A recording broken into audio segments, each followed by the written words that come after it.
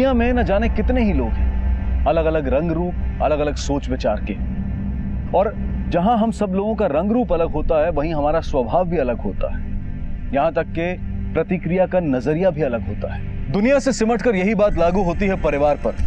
परिवार में एक साथ रहते हुए भी हम सब के स्वभाव एक दूसरे से अलग अलग होते हैं। हालात से निपटने की कला अलग होती है, प्रतिक्रिया का भाव अलग होता है। लेकिन अलग अलग स्वभाव के होते हुए भी हम एक दूसरे के साथ मिलजुल कर रहने की कोशिश करते हैं, एक दूसरे की आदतों के अनुकूल और विपरीत समझौते करते हैं, एक दूसरे के दुख दर्द का ख्याल रखते हैं, रिश्ते निभाते हैं। लेकिन यही इंसानी स्वभाव जब स्वार्थ और सिर्फ अपने सुख को पाने में उलझता है, तो मजबूत से मजबूत रिश्तों की बुनियाद को हिलाने के लिए भी काफी होता है और कभी कभी एक भयानक अंजाम का गवाह भी बन सकता है। आइए देखते हैं रिश्तों के जाल में उलझी जुर्म की एक अनोखी कहानी।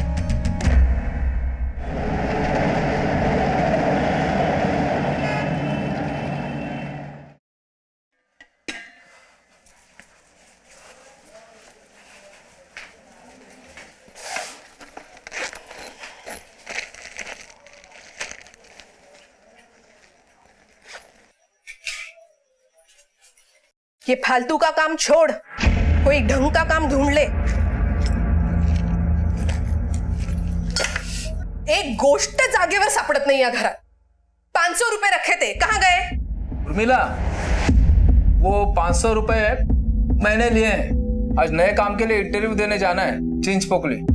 और वैसे भी तू तो सीधे फैक्ट्री जाएगी, ट्रेन का पास भी है तेरे पास, तो तुझे पैसों की क्या जरूरत है? शाम को थोड़ा ओवर टाइम कर लेना, मिल जाएंगे पैसे। आई, आज टिफिन नहीं ले जाओगी? नको, उशीर झालाय। न जाने कब तक इस चक्की में पीसना लिखा है नसीब में।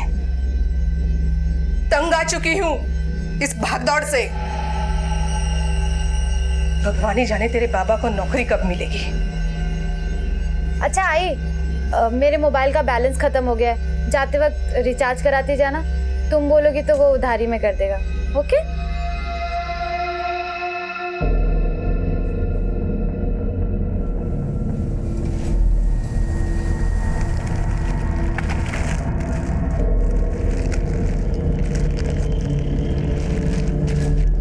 मावशी, ते मागे मोजून घ्या हा।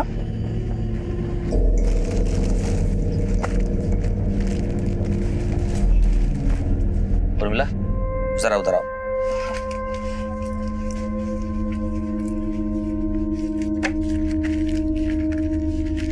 उर्मिला, ये जोगेश्वरी में तिवारी बाबू को देना है, और ध्यान से। हाँ हाँ ठीक है, जाओ।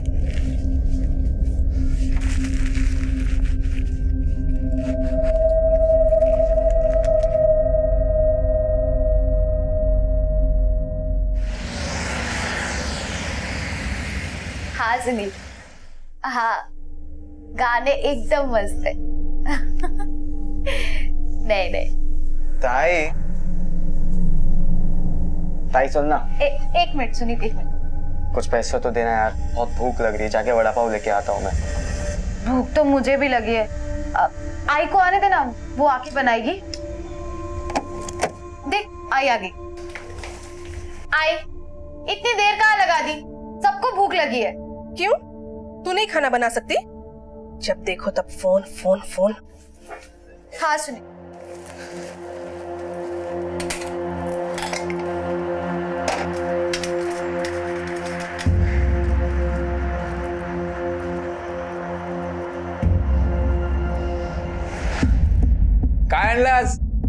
क्या बना रही है?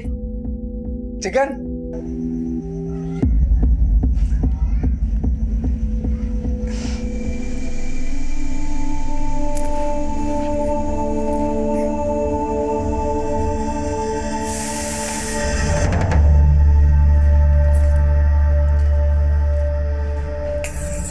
आई, कल सुनील के आई बाबा आ रहे हैं, शादी की तारीख पक्की करने। कल जल्दी आ जाना। हाँ, और कल खाने में कुछ स्पेशल बनाना। ओके? हाँ हाँ, आ जाएगी। आएगी क्यों नहीं। सुन, कल आते वक्त थोड़ा पैसों का बंदोबस्त भी करते आना। अरे अच्छा खाना बनाना पड़ेगा ना, समझे आ रहे हैं। तुम्हारे इंटरव्यू का क्या हुआ? वो तो हमेशा की तरह मेरे जाने से पहले दे दी नौकरी किसी को। आना जाना सब फोकट गया। संतोष को लेके गया था साथ में, उसको खिलाया पिलाया, जेब में एक फूटी कौड़ी नहीं बची। मुझे दे।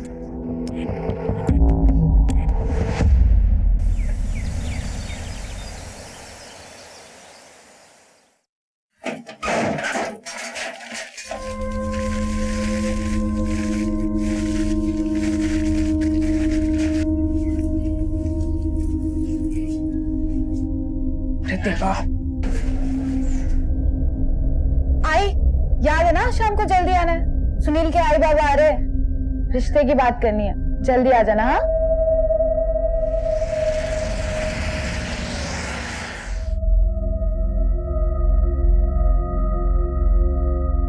The number you are trying to call is currently switched off.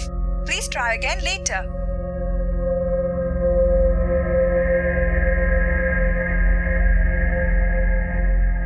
बाबा देखो ना, आई अभी तक नहीं आई, पता नहीं कहाँ रह गई। नहीं आई तो आ जाएगी, उसमें क्या है। फोन भी बंद आ रहा है उसका। अब वो लोग आ जाएंगे तो तू एक काम कर, तू सुनील को फोन करके बोल दे आज के दिन मत आना, ठीक है? अरे ऐसे कैसे मना कर दूं? वो लोग निकल गए होंगे घर से। आप एक काम करो ना, स्टेशन तक देख कर आओ ना। पागल होगी? अगर तेरी आई स्टेशन तक आएगी तो यहाँ तक भी आएगी ना। गौतम का है, उसको भेज दे। गौतम कहाँ सुनता है मेरी, घूम रहा होगा अपने दोस्तों के साथ। पवार आहेत का? हाँ या ना। नमस्कार, बसा बसा। कशा आहे? ये बस।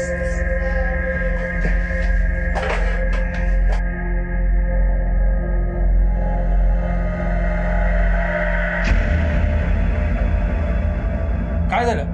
क्या हुआ? आप लोग कुछ चिंता में दिख रहे हैं। उर्मिला ताई कुठे आहे? आई बस आती होगी। तिची आई अजून कामावरून आली नाही, बस आ जाएंगे, उसमें क्या है? तो फिर हम लोग बातें शुरू करते हैं ना। हाँ, आई के आने तक वेट करते हैं, बस आती ही होगी, फिर बातें कर लेंगे।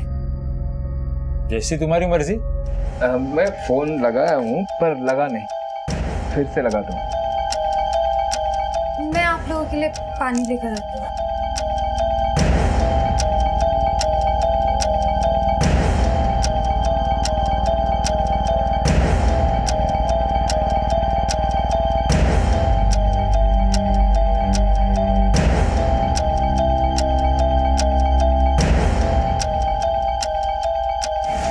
अब और इंतजार नहीं होता। उर्मी आएगी ना तो भेज देना उसको, बाकी बातें हम बाद में देखेंगे। चलो चल रे सुनील, निघूया आपण। मुझे नहीं लगता जब तक आपकी पत्नी आती हम कोई फैसला कर सकेंगे, क्योंकि सब फैसला आपकी पत्नी के हाथ में है ना। खामखा में बुला लिया। चला रे। सुनील तो रुक, मैं देखता हूँ। बाबा,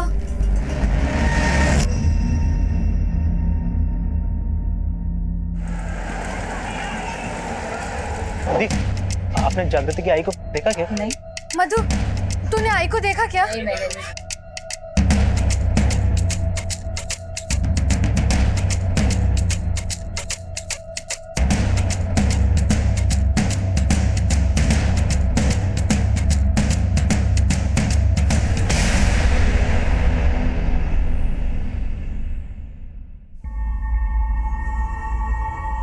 आई का यहाँ पर कुछ पता नहीं चल रहा है और तू यहाँ आराम से लेटा है। शर्म नहीं आती तुझे? हाँ, नहीं आती है शर्म। और तेरे को इतनी फिक्र है आई की तो खुद जाके ढूंढना बाहर। मैं ढूंढ ही रही हूँ, लेकिन तू भी तो मदद कर सकता है। नहीं करनी है मेरे को कोई मदद। चल जा ऐसे। इससे बात ही करना बेकार। पता नहीं आई कहाँ होगी, कैसे। आई का कुछ पता चला? नहीं, मैंने शेल कॉलोनी, ठाकुर बप्पा सब जगह देख लिया, लेकिन तुम्हारी आई के बारे में कहीं कुछ पता नहीं चला है। जागृति, तुम एक काम करो, तुम पुलिस स्टेशन जाओ, मैं बाकी जगह भी देखता हूँ। अगर कुछ भी पता चला मैं तुम्हें फोन कर दूंगा।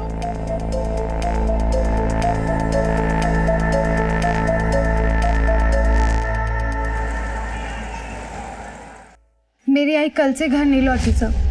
त्यांचं नाव आणि वय? उर्मिला सुभाष पवार, उम्र 45 साल। कहाँ से घर से? नहीं सर, काम के लिए निकल चुकी थी आई। आई कल रात से घर नहीं आई साहब, हमने सुबह तक इंतजार किया और अभी आपके पास कंप्लेन कराने आए हैं। कहाँ काम करती है? दीवा में श्रीकांत प्लास्टिक फैक्ट्री में काम करती है आई। कब से काम करती है वहाँ? यही कुछ 7-8 महीने से। अब उसके पहले पैसों की तंगी की वजह से मेरी माँ घर घर जाके झाड़ू बर्तन करती थी। अभी 7-8 महीने पहले उसको ये नौकरी मिली थी। घर से कब निकली थी काम के लिए? कल सुबह 9-9:15 बजे। हमने फैक्ट्री में भी फोन किया, वो वहाँ भी नहीं पहुंची। हमने सब जगह ढूंढ लिया सर, वो कहीं नहीं मिल रही। देखो तुम्हारी आई कोई बच्ची तो है नहीं, एक समझदार औरत। हो सकता है कि किसी रिश्तेदार के घर गई हो या फिर फैक्ट्री में ही रुक गई हो। एक बार फिर से फोन करके देख लो।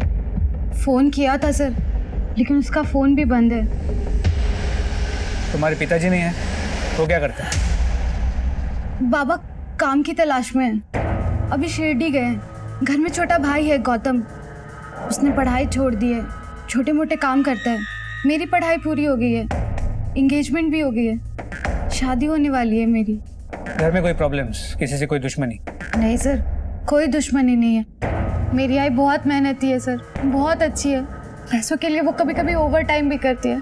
प्लीज सर, मेरी आई को ढूंढ दो प्लीज सर। ठीक है, इनकी डिटेल्स लिखवा दो, हम कार्रवाई शुरू करते हैं। अगर तुम्हें कोई इन्फॉर्मेशन मिले तो हमें भी बता देना। हो सर। इनके साथ जाइए। Thank you sir.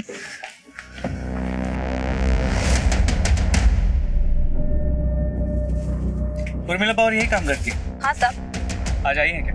नहीं साहब। आखिरी बार कब आई? 5 तारीख को आई थी साहब। फैक्ट्री के मालिक हैं, उन्हें बुलाइए। मालिक आज फैक्ट्री नहीं आए, वो काम से बाहर गए। ठीक है, जैसे वो वापस आते उन्हें हमसे बात करने को बोलिए।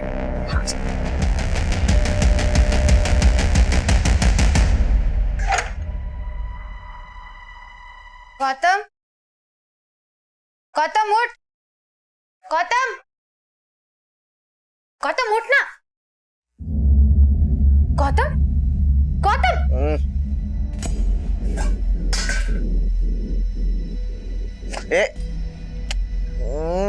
गौतम तू शराब पी के है, घर में आई नहीं है, बाबा का भी कोई पता नहीं है, और तू दारू पी कर लेटा है। शर्म नहीं आई तुझे?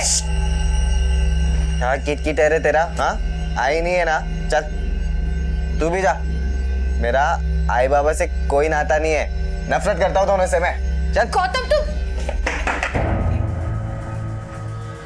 सर, तुम्हारी माँ की फैक्ट्री है, तुम्हारी माँ 5 तारीख के बाद काम पे नहीं गई। कोई अंदाजा है कहाँ जा सकती? मुझे कैसे पता होगा सर, घर पे बोल के तो वो फैक्ट्री जाती थी। ये कौन है? मेरा भाई है गौतम, आई को ढूंढ ढूंढ के थक गया है इसलिए सो रहा है। मैं नहीं गया था ढूंढने आई को, छोटी बच्ची है क्या, गई होगी खुद से हम लोग को छोड़ के कहीं पे। वैसे तुम्हारे पिताजी का है, शिरडी से लौटे या नहीं? अभी तक नहीं आए, उनका फोन भी बंद आ रहा है। वो गए कब थे शिरडी? बाबा कल ही गए थे शिरडी। कल? कल ही तुम्हारी माँ गायब हुई और पिताजी शिरडी चले गए। ठीक है, ये पति और पत्नी दोनों गायब हैं।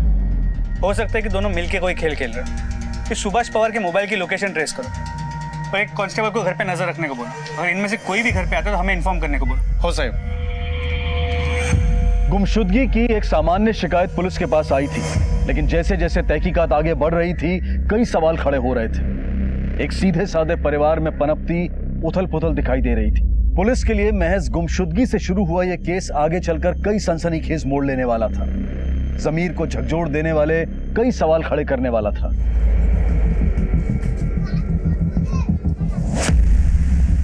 बाबा, बाबा, आई का कुछ पता नहीं चल रहा।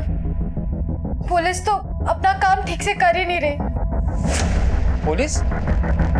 पुलिस के पास क्यों गई थी तू? तो और क्या करती? कौन ढूंढ के लाता मेरी आई को? अरे ढूंढने की क्या जरूरत है उसे? बच्चे है क्या, आ जाएगी अपने आप।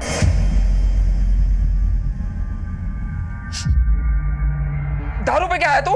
अरे हाँ पिया है मैं दारू, तुम पी सकते हो, मैं नहीं पी सकता क्या? उल्टा मुझे तो जरूरत है इस चीज की। सुभाष पवार, चला। मुझे क्यों पकड़ रहे साहब? चलो, ले चलो इसे। बाबा को कहाँ लेके जा रहे हो?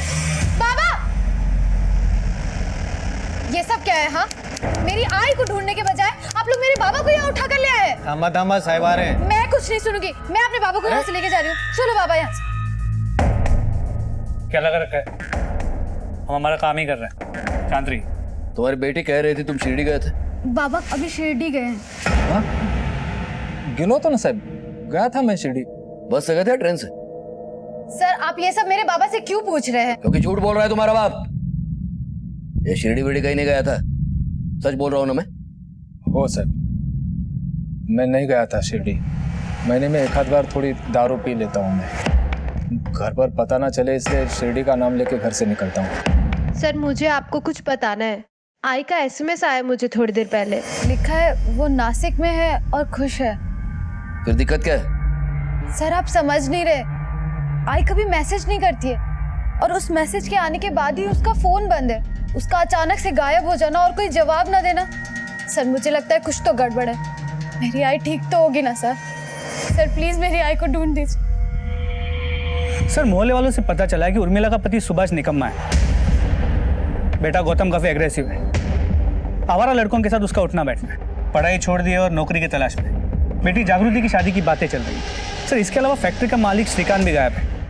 श्रीकांत और उर्मिला के कॉल रिकॉर्ड्स के मुताबिक 7 और 8 नवंबर को दोनों नासिक और सिन्नर में थे।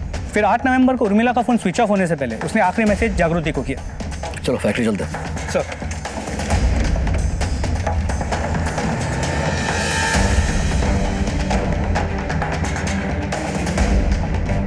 श्रीकांत वो रहे शाह। ओ सर, सर श्रीकांत आमरे जी। कहाँ गायब थे इतने दिनों से? सर गायब नहीं, काम से बाहर गया था, लेकिन मैं पुलिस स्टेशन आने ही वाला था आपके पास। वैसे गए कहाँ थे? सर मेरा काम है, मुंबई से बाहर आना जाना लगा रहता है। बात क्या है? बात यह है कि एक औरत है उर्मिला पवार, जो तुम्हारी फैक्ट्री में काम करती है। हाँ 6 तारीख से गायब है और तुम भी 6 तारीख से गायब थे। कहाँ थे? सर मुंबई के बाहर ही गया था, नजदीक में। मैं बताता हूँ तुम्हें तुम कहाँ थे। पहले तुम नासिक गए, बाद में सिन्नर गए और तुम्हारे साथ उर्मिला भी थी। सही बोल रहा हूँ ना मैं? सर ये सारा चक्कर उन रुपयों से शुरू हुआ। दरअसल 5 तारीख को उर्मिला फैक्ट्री आई, मैंने उसे 2 लाख रुपए दिए थे एक पार्टी को पेमेंट करने के लिए, लेकिन 6 तारीख को पार्टी का फोन आया। श्रीकांत ये क्या है? अरे 2 लाख में ये औरत 10,000 रुपए पूरे कम लेकर आई है। अगर मैं चेक नहीं करता मेरा तो घाटा हो गया था ना। उर्मिला, ये तिवारी बाबू क्या बोल रहे हैं? कल रात मेरे पति ने पैसे देख लिए थे, ये उसी का काम है। मुझे माफ कर दो साहब। अच्छा ठीक है, कोई बात नहीं, तुम तिवारी बाबू को फोन दो। बोलो। अरे तिवारी जी, देखिए जो आपका 10,000 बाकी है वो अपन अगले हिसाब में जोड़ लेंगे। आप मैडम को जाने दो। हाँ कोई बात नहीं। ठीक है जाइए। पूरी तरह से ऊब चुकी थी सर। शायद उसके घर में कोई उसे समझता ही नहीं था, इसलिए कुछ दिनों के लिए वो अपने रिश्तेदारों के पास जाना चाहती थी नासिक, ताकि उसके घर वालों को पता चले कि उसकी अहमियत क्या है। पर मुझे डर था कि कहीं वो अकेली है, कुछ गलत ना कर बैठे, तो मैं उसे लेकर नासिक चला गया। जब मैं नासिक पहुंचा तो वहां पर कोई था नहीं उसका रिश्तेदार। तो फिर हमने सोचा कि हम सिन्नर के लिए रवाना होते हैं, लेकिन रात बहुत हो गई, बसेस बंद थी, तो फिर हम रात को एक होटल में रुक गए। लेकिन अर्ली मॉर्निंग हम लोग सिन्नर के लिए रवाना हो गए और वहाँ एक माता जी का मंदिर है, हम लोगों ने वहाँ दर्शन किए। उर्मिला ने कहा कि भाई आप यहाँ रुको, मैं अपने रिश्तेदारों को देख कर आती हूँ। मैंने जाने दिया, लेकिन काफी देर तक वो नहीं आई सर। मुझे याद है तकरीबन 3-4 घंटे मैंने उसका इंतजार किया, लेकिन वो नहीं आई। तब जाकर मैं वहां से अकेला लौट के आया। और उसे ढूंढा क्यों नहीं? सर कैसे ढूंढता, उसके घर वालों का कोई पता था नहीं मेरे पास, और ऊपर से मेरा मोबाइल फोन भी बंद हो गया, बैटरी डाउन थी। और मुझे याद आया कि फैक्ट्री के काम से हमारी एक डिलीवरी देनी थी, तो मैं यहाँ अकेला वापस आ गया। ठीक है, उर्मिला के गायब होने से किसे फायदा हो सकता है? तो उर्मिला शायद पति से तंग आके गायब हो गई होगी, लेकिन ये तभी पता चलेगा जब उर्मिला हमें मिलेगी। नासिक और सिन्नर पुलिस को उसको फोटो भेज देना, और उसने आखिर में जो कुछ पहना था उसके सारे डिटेल्स। श्रीकांत ने जिन जिन जगहों के बारे में बताया है वहां पे लोकल पुलिस को फिजिकली चेक करने के लिए बोला, और उर्मिला के घर वालों से पूछना सिन्नर और नासिक में उनके कोई रिश्तेदार है भी या नहीं। सर श्रीकांत ने उर्मिला के एक अलग ही स्वभाव का चित्रण किया था। अपने घर अपने परिवार के साथ रहते हुए भी अपने अंदर कितना तनाव छुपाए हुए थी। पुलिस ने तहकीकात के सिरे खोलने शुरू किए और सच्चाई जानने के लिए मामले की तह तक जाने का फैसला किया। हेलो जागृति, अच्छा तुम्हारा कोई रिश्तेदार नासिक या सिन्नर में रहता है? हाँ सर, हमारे दूर के रिश्तेदार रहते हैं नासिक में, और मेरी एक शारदा मौसी है, मेरी आई की चचेरी बहन, वो भी सिनर में रहती है। ठीक है।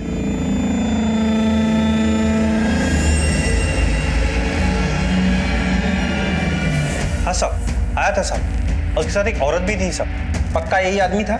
हाँ साहब, यही था। ये आदमी आया था यहाँ पर? हाँ साहब, इसके साथ में एक स्त्री भी थी और इस आदमी ने काफी देर तक उस स्त्री का इंतजार भी किया था।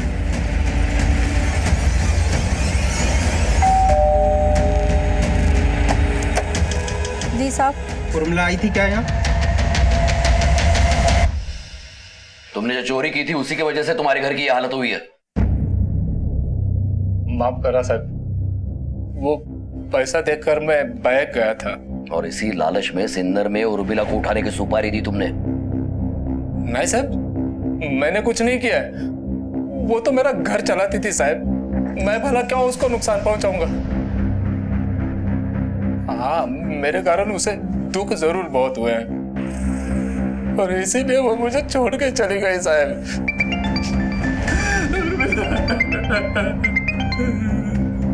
हेलो,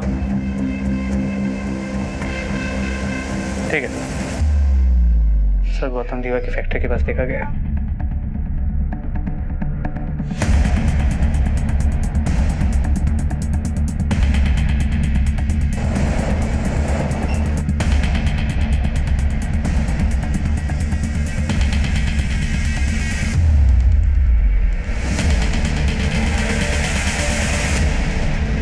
चल बेटा चल, थाने चल। पर मैंने कुछ भी नहीं किया सर, प्लीज सर, मैंने सच्ची कुछ भी नहीं किया सर, सर सच्ची मैंने कुछ भी नहीं किया। पिछले 2 दिनों में 4 बार तुम्हें श्रीकांत के फैक्ट्री के पास देखा गया है। क्या कर रहे थे यहाँ? सर मेरे को श्रीकांत को सबक सिखाना था। कैसा सबक?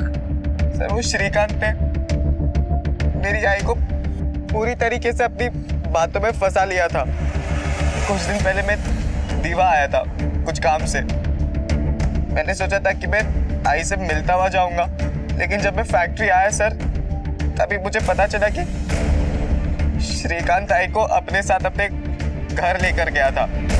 तो मैं उसके घर पे गया सर। सर मैं उस श्रीकांत से अपना बदला लेकर रहूंगा, नहीं छोड़ूंगा मैं उसको। तो ये पहले क्यों नहीं बताया?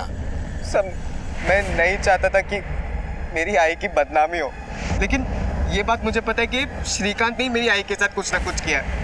न जाने मेरी आई कहाँ पर है।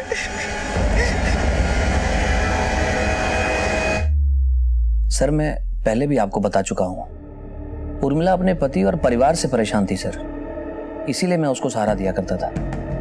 लेकिन सर मुझे ये नहीं पता था कि अच्छे कामों का अंजाम इतना बुरा होता है। और फिर उस बच्चे ने पता नहीं क्या देख लिया सर, जो मुझ पर डायरेक्ट इल्जाम लगा दिया उसने। ठीक है, मान लेता हूँ मुझ पर इल्जाम लगाना कि मैं कोई भी नहीं हूँ उसका, लेकिन उसकी माँ, उसने अपनी माँ को गलत समझा। ये बात समझ में नहीं आई सर। सर मैंने जो भी बातें आपको बताई हैं वो एक एक बात सही है, आप चाहे तो इंक्वायरी कर लीजिए सर। ठीक है, मान लेते हैं कि तुम सच बोल रहे हो। अब एक बात हमारी भी ध्यान में रखना जी, ये शहर छोड़ के कहीं भी नहीं जाना। Okay sir, thank you. Urmila के बेटे गौतम ने पुलिस के सामने एक सनसनीखेज खुलासा किया, लेकिन उसे श्रीकांत ने झुठला दिया। हर एक केस को सुलझाते सुलझाते पुलिस का ऐसे कई मुजरिमों से पाला पड़ता है जो उन्हें सीख भी दे जाते हैं और हैरान भी कर जाते हैं। और यह केस भी उसी दिशा में जा रहा था। पुलिस अपने अनुभव को काम में लाते हुए पूरी गंभीरता से इस केस की तहकीकात कर रही थी, लेकिन आगे जो इस कहानी में होने वाला था उसके बारे में शायद किसी ने सोचा भी नहीं होगा।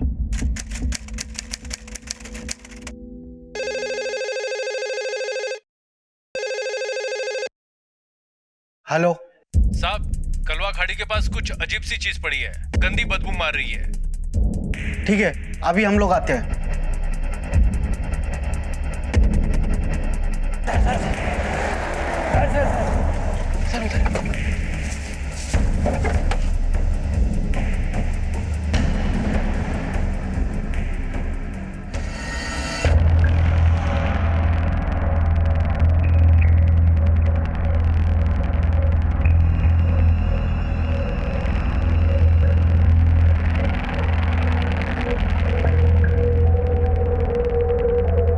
ड्रम को तोड़ो और अंदर से बॉडी निकालो।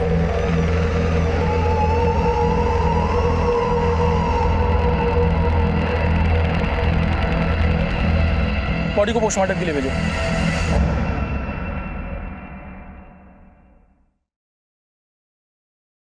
औरत की लाश है, उम्र लगभग 48 साल, सर पे चोट के निशान भी है, मुंह और गला दबाया गया, दम घुटने से मौत हुई है। सर, बैरल में सीमेंट भरकर बॉडी इसके अंदर डाली गई है। पिछले 10-12 दिन की सभी पुलिस स्टेशन से आई गुमशुदा महिलाओं की कंप्लेंट फाइल लेकर के आओ और उससे इस डिटेल्स को मैच करो और अपनी डिटेल्स सभी पुलिस स्टेशन को भिजवाओ। Okay sir.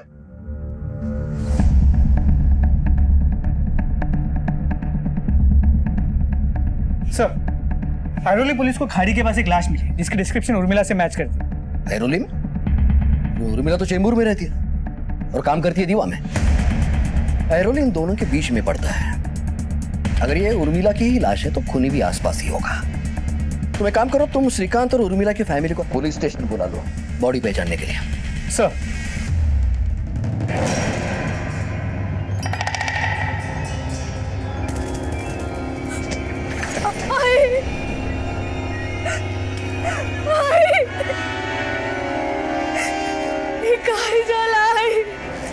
आई वाला माफ कर दे, हमें तुझे कभी नहीं सताऊंगी। आई वाला माफ कर दे। आई आई आई जागृति, ये इसलिए मारा मेरी आई को। क्यों मारा मेरी आई को? छोड़ बोल, क्यों मारा? छोड़ से। बड़ी बेरहमी से कत्ल किया गया है। बदन पे स्ट्रगल के निशान हैं, सर पे वार भी किया गया है। उसके बाद उसका गला और मुंह दबाया गया। उसके बाद उसके हाथ पैर बांधकर, उसके बाद सबूत मिटाने के लिए बैरल में सीमेंट डाला गया। कातिल बड़ा बेरहम है, ठंडे दिमाग वाला, a cool minded murderer.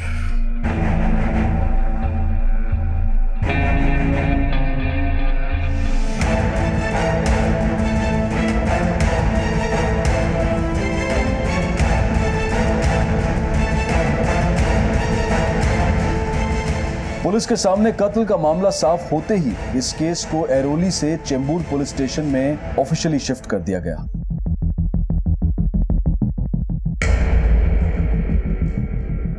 Sir, postmortem report के मुताबिक मौत 8 दिन पहले हुई, मतलब 6 नवंबर को, ठीक उसी दिन जिस दिन उर्मिला घर से निकली थी। इसके 3 पहलू हो सकते हैं कदम। पहला श्रीकांत, जो हमें घुमा रहा है, जिसके खिलाफ कोई ठोस सबूत नहीं है हमारे पास। दूसरा सुभाष, उर्मिला और श्रीकांत के अफेयर के वजह से वो भी उसे मार सकता है। और तीसरा, हमें गुमराह करने के लिए उर्मिला की जगह किसी और को मारकर उसे उर्मिला की आइडेंटिटी देके खुद उर्मिला किसी और जगह अपनी अलग आइडेंटिटी से रह रही होगी। उर्मिला की फैमिली का डीएनए बॉडी से मैच करवा लो। जी सर। नासिक में श्रीकांत और उर्मिला जहां जहां घूमे वहां का सीसीटीवी फुटेज मिला? सर, श्रीकांत के बयान के मुताबिक और कॉल रिकॉर्ड से जो लोकेशन मिले, वहां कहीं पे भी सीसीटीवी कैमरा नहीं मिला। उर्मिला का मर्डर अगर 6 तारीख को हुआ है तो 7 और 8 तारीख को श्रीकांत किसके साथ घूम रहा था? फिर से नासिक जाओ, फिर से पूछताछ करो उर्मिला का फोटो लेके। और 10 तारीख को सातारा में उर्मिला का फोन क्या कर रहा था? या तो चोरी हो गया होगा या फिर उसे कोई घुमा रहा होगा। हम किसी को क्लीन चिट नहीं दे सकते। मर्डर लोकेशन फिर से टटोलना होगा श्रीकांत के साथ। उसे कुछ तो हड़बड़ाहट होगी और हमारे हाथ से कुछ छूटा तो नहीं, इसका क्रॉस चेकिंग भी हो जाएगा। सर,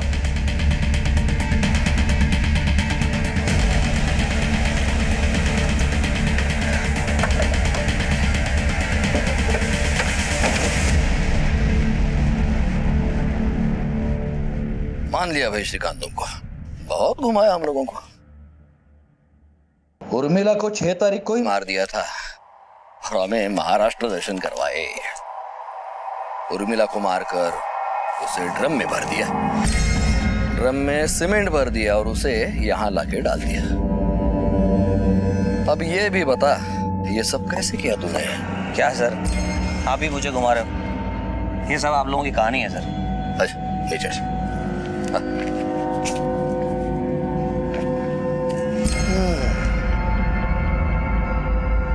अच्छा वो टेम्पो कहाँ से लाए थे?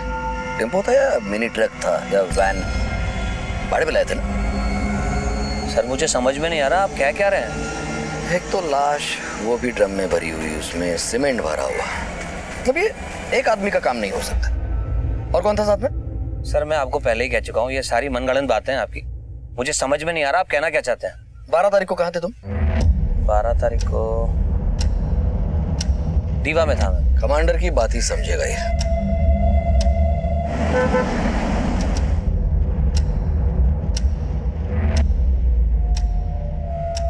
मुंबई पुलिस। 7 तारीख को ये आदमी आपके आया था? 7 तारीख को? हाँ साहब आया था साहब। उसके साथ ये औरत भी थी? नहीं साहब, औरत को तो मैंने नहीं देखा सर, पर उसने कहा था मेरे साथ कोई औरत भी है। थैंक यू, बहुत अच्छा नींद आया, एकदम माइंड फ्रेश हो गया। अभी मेरे को मंदिर जाने का है, मेरी वाइफ तो पहले ही मंदिर पहुंच गई सुबह। तो उसके साथ जो औरत आई थी उसे तुमने देखा था? नहीं साहब। इस आदमी को देखा है? हाँ साहब, ये तो आया था यहाँ पर। तुम्हारी पत्नी नहीं आई अभी तक बेटा? पंडित जी आप तो जानते हैं, ऐसी कोई औरत बनी नहीं जो टाइम पे चले। पता नहीं ये लोग टाइम की कीमत कब समझेगी। अच्छा इस आदमी के साथ ये औरत भी थी? नहीं साहब, इस औरत को नहीं देखा।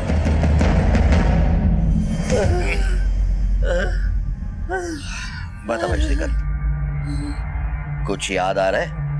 सर याद आने लायक कुछ नहीं है बात। बस कमांडर बस बस।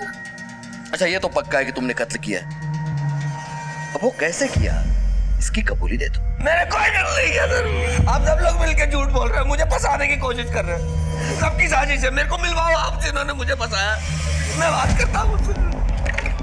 हम उसके मुंह से सच नहीं निकलवा पा रहे हैं कदम, हमारा केस कमजोर पड़ता जा रहा है। अभी भी हम लोग यकीन से नहीं कह सकते कि यह हत्या श्रीकांत ने की है। पर इतना तोड़ने के बाद भी ये श्रीकांत अपना वही राग लाप रहा है। सर ये कॉल रिकॉर्ड से DNA report. Sir call record के मुताबिक 12 तारीख को श्रीकांत दीवा और मुमरा के एरिया में था। डीएनए भी मैच हो रहा है। ये उर्मिला ही है, मतलब श्रीकांत ने उसका मर्डर 6 तारीख को किया। उर्मिला कहीं नहीं गई, उसका फोन ट्रैवल हुआ है। बहुत बड़ा खेल खेल रहा है श्रीकांत, उसके मुंह से सच निकलवाना ही होगा। श्रीकांत जानता था कि हम कॉल रिकॉर्ड्स का इस्तेमाल करेंगे, इसीलिए उसने कॉल रिकॉर्ड्स को अपना सबसे बड़ा सबूत बनाया। ये सारे सबूत झूठे हैं, मगर है तो सबूत।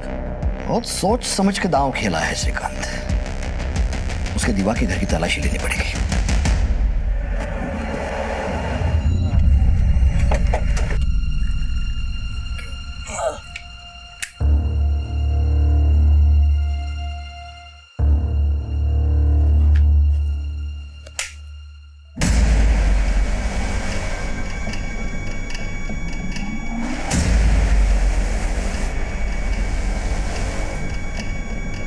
अंदर लो उसे।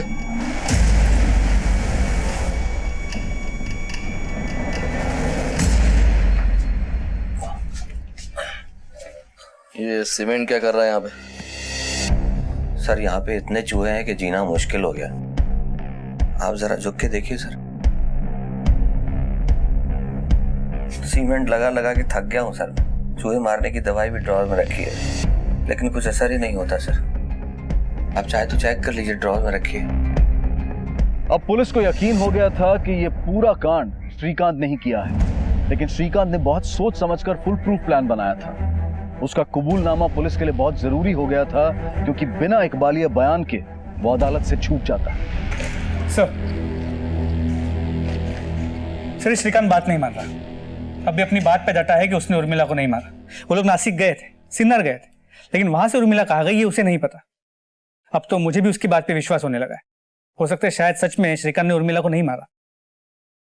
रिलैक्स कदम, अपना काम सबूत, सिचुएशन और लॉजिस्टिक्स पे निर्भर है। और ये मत भूलो कि उर्मिला का मर्डर 6 तारीख को हुआ था और श्रीकांत के खिलाफ के सारे सबूत 6 तारीख के बाद के हैं। लॉजिक यह कहता है कि ये पूरा कांड श्रीकांत ने किया है, लेकिन पक्के सबूत नहीं है। सिचुएशन अपने हिसाब से बनाकर रखी है श्रीकांत ने।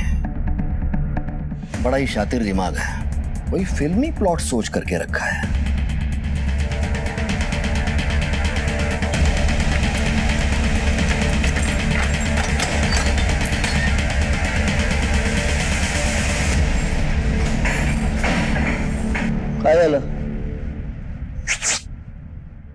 क्या किया?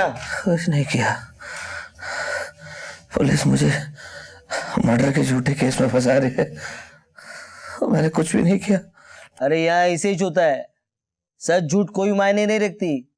सबूत सबूत होना चाहिए, और सबूत कोर्ट में पेश करने के लिए अच्छा वकील होना चाहिए। हाँ, वरना पुलिस है ना, ये सबूत को तोड़ मरोड़ के कोर्ट में पेश करती है। तेरे को एक बात बताऊं क्या? अपन एक को मार के आए है, लेकिन अपन का वकील है ना, कानून के चोर से अपन को यहाँ से छुड़ाएगा। वो कैसे? कैसे? क्या नाम बताया तूने? श्रीकांत। वो कहावत तो पता है ना, डॉक्टर और वकील के सामने नंगा होना पड़ता है।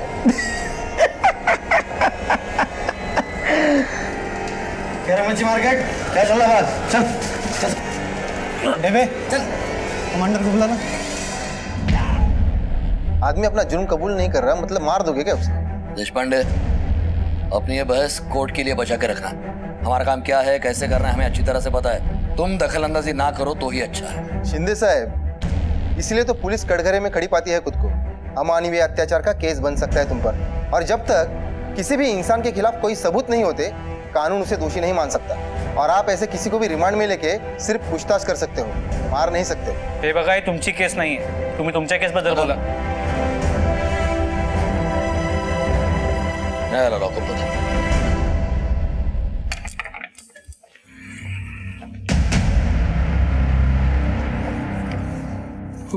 ये लीजिए इंस्पेक्टर साहब। पाटील, हो साहेब। काढा बाहेर त्याला।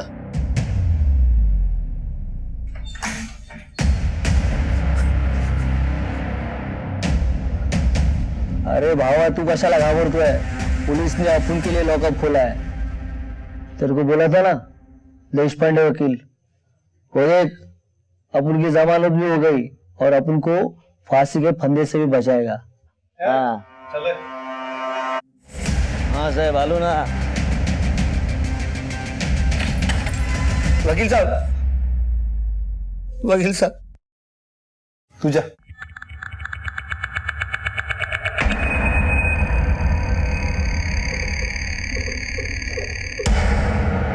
ठीक है, सारी सच्चाई मुझे बता दो, ताकि जिस तरह उस मुजरिम को बाहर निकाला है, उसी तरह तुम्हें बाहर निकाल सकूं और कोर्ट से भी बाइज्जत बरी करवा सकूं।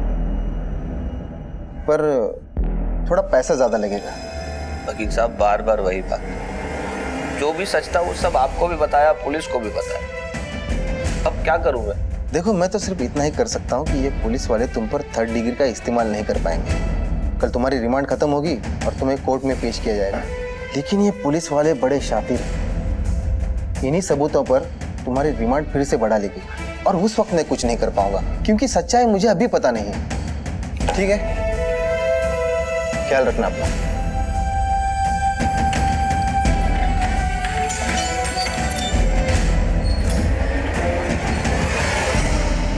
नसीब वाला है साल, उस वकील की नजर पड़ गई, वरना मार मार के अब तक पूरा सच उगलवा दिया होता। मिलेगा, पूरा मौका मिलेगा तुम्हें कदम। फिलहाल अपना केस थोड़ा कमजोर है। कल रिमांड खत्म होते ही मैं एक्सटेंशन ले लूंगा, फिर कोई वकील इसे बचा नहीं पाएगा। सर सर सर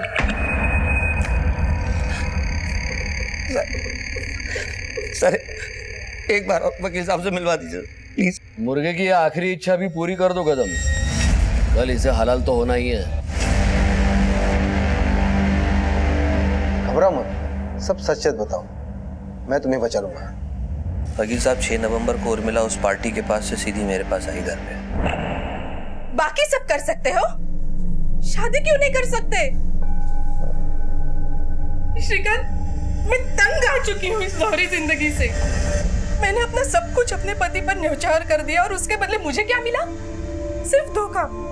उर्मिला, हमारा रिश्ता प्यार का रिश्ता है, लेकिन इसमें शादी कहां से आ गई? अच्छा, तो तुम मेरा इस्तेमाल कर रहे थे। अब मैं तुम्हारे पत्नी को बताऊंगी। मेरी बीवी बच्चे हैं, उनका क्या होगा अगर मुझे फांसी हो गई तो? मैंने तुरंत उर्मिला की लाश को एक ड्रम में डाल दिया। दिमाग ने काम करना बंद कर दिया था सर। खुद को रिलैक्स करने के लिए मैंने टीवी खोला तो उसमें एक मूवी आ रही थी।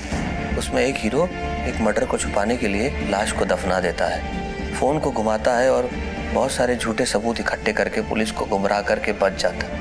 मैंने भी बिल्कुल वैसा ही किया, लेकिन लाश सड़ने लगी थी सर, तो मैंने सीमेंट घोलकर उसको ड्रम में भर दिया ताकि मोहल्ले वालों को पता न चल जाए। एक बार उर्मिला ने मुझसे कहा था कि नासिक और सिन्नर में उसके कुछ रिश्तेदार रहते हैं। उसी दिन मैं दोनों के फोन लेकर नासिक के लिए निकल गया और वहाँ साईं राम नाम की एक लॉज है, वहाँ मैंने एक रूम ले लिया और दोनों के नाम से एंट्री कर दी। बातों ही बातों में मैंने मैनेजर को ये यकीन दिला दिया कि मेरे साथ एक औरत भी है और अगले ही दिन चेकआउट करके मैं सिन्नर निकल गया और वहाँ एक मंदिर में जाकर बैठ गया और पंडित जी को भी ये यकीन दिला दिया कि मेरे साथ एक औरत आई हुई। वहाँ से आने के बाद मैंने देखा कि सीमेंट जम चुका था, कोई ना पहचाने, इसलिए लॉन्ग रूट के दीवा से कोल्हापुर जाने के लिए एक टेम्पो वाले से बात की। उसको मैंने समझाया कि मेरी फैक्ट्री का कुछ बेकार सामान है, इसको डिलीवर करना है, और वो मान गया। और फिर मैं वहाँ से और ड्रम डाल के निकल गया और फिर टेम्पो एरोली की खाड़ी के पास छोड़ दिया और वहाँ से ढलान से ड्रम को धकेल कर मैं आगे ले गया खाड़ी की तरफ और फिर खाड़ी में धकेल दिया। सोचा था खाड़ी का पानी उस ड्रम को निगल लेगा। तुम्हारा एग्जीक्यूशन ऑफ प्लान तो काबिल तारीफ था, लेकिन 10 तारीख को उर्मिला का फोन 17 में एक्टिवेट हुआ, जबकि तुम मुंबई में थे। तुमने किसी को वहां फोन देके भेजा होगा। नहीं सर, मैं खुद सतारा गया था और अपना फोन यहाँ अपने एक दोस्त को देकर गया था। नीलेश यार, तू मेरा फोन रख, देख मैं 1-2 दिन के लिए बाहर जा रहा हूँ। लोग क्या है ना बहुत डिस्टर्ब करते हैं, इस फोन को बस तू ऑन रखना। मैंने ही 17 में उर्मिला का फोन ऑन किया था और फिर वापस आकर अपने दोस्त से अपना फोन ले लिया। श्रीकांत, तुमने प्लान तो फुल प्रूफ बनाया था, लेकिन एक गलती कर दी, सारी सच्चाई पुलिस को बता दी। मतलब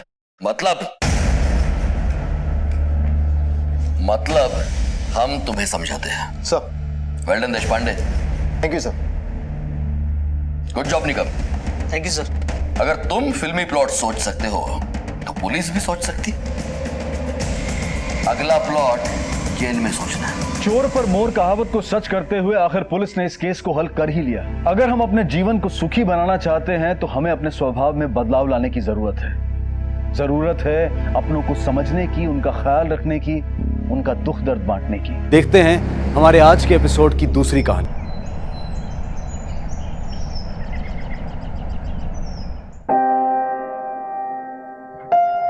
ईशा, बेटा जल्दी जल्दी ब्रेकफास्ट फिनिश करो, स्कूल जाना है। ओहो, कितनी बार तुम्हें मना करा है बेटा, सुबह सुबह टीवी नहीं देखते, बुरी बात होती है। पापा प्लीज ना, मेरा फेवरेट शो चल रहा है, कल रात को भी मम्मा ने टीवी देखने नहीं दिया। अच्छा ऐसी बात है तो स्कूल से आके देख लेना। अल्पा, अल्पा, आज टिफिन में लंच रखना, केवल डिनर नहीं। कल का खाना तो खाया नहीं था और आज ताना मार रहे हो। ताना नहीं मार रहा हूँ, ऑफिस में टाइम नहीं मिलता और ये फालतू की बात है अब रात को करना। रात की बात दिन में, दिन की बात रात में। भावेश, मुझसे शादी करके पछता रहे हो ना? क्या लगा रखा है सुबह सुबह ये? तुम्हारी वजह से मैंने जॉब छोड़ी, घर संभाला, लेकिन फिर भी तुम मेरी किसी बात से खुश नहीं होते। देखो ऐसा है, ये फालतू की बातों के लिए मेरे पास वक्त नहीं है। ये किसी पिटी बातें अपने लिए रखो। ईशा को पालने की जिम्मेदारी का फैसला तुम्हारा था, अब अपने इस फैसले पर तुम पछता रही हो, मैं नहीं। हटो, मुझे लेट हो रही है। मम्मी, प्रोजेक्ट का प्रिंट आउट निकालना तो भूल गए। कल नहीं बता सकती थी, अभी 10 मिनट में बस आने वाली है और तुम्हें प्रिंट आउट चाहिए। अब इतनी सुबह कहाँ से अरेंज करो प्रिंट आउट? चलो बेटा, पापा को बाय करो, जल्दी मिलते हैं। आते वक्त मेरे लिए वो वाली चॉकलेट लाना। Bye bye, love you. मामा आप तो कहते हो कि लड़ाई झगड़ा करना बुरी बात है, फिर आप पापा से डेली फाइट क्यों करते हो? ईशा बेटा, हमारी फाइट पर ध्यान मत दो और आगे से हमारे बीच कोई फाइट नहीं होगी, ठीक है? पर मामा प्रिंट आउट का क्या करे, टीचर मुझे पनिश करेगी। मोहित दादा से लेने पड़ेंगे। एक काम करो बेटा, तुम मोहित दादा के पास जाओ और प्रिंट आउट्स निकलवाओ, जब तक मैं तुम्हारा बैग और टिफिन पैक करके लेकर आती हूँ। जाओ जाओ जल्दी जाओ बेटा, लेट होगा। जाओ जाओ जाओ।